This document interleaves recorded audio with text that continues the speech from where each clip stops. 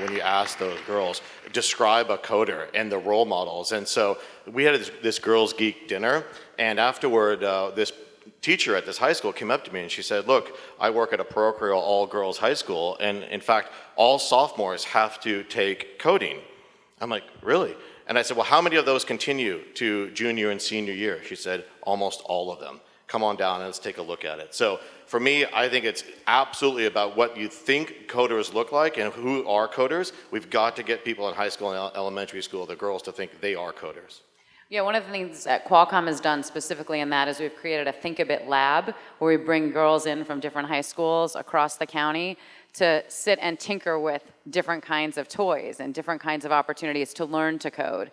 And after that program, we're actually seeing that girls really do want to stay in those math classes and are very interested in computer science. So there is work that needs to be done in corporations, and we're starting to do that right now. It's a culture problem. I mean, it's a serious culture problem.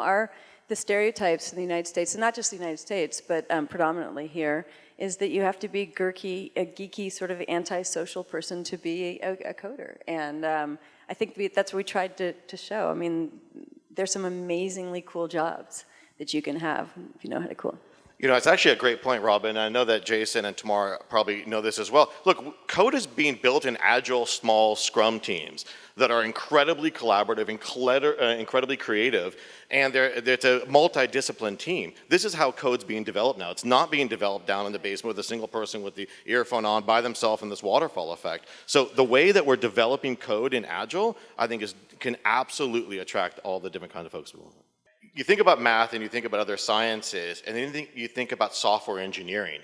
I think it's on all of us in our industry to make sure that folks not only do the hard sciences, but go into software engineering. So I think like the hour of code, which I did with my 10-year-old daughter, and I said, honey, do you think you can be a coder? She's like, well, I like math and science. And I said, can you be a software developer? And she was like, no, Dad, that's what you do.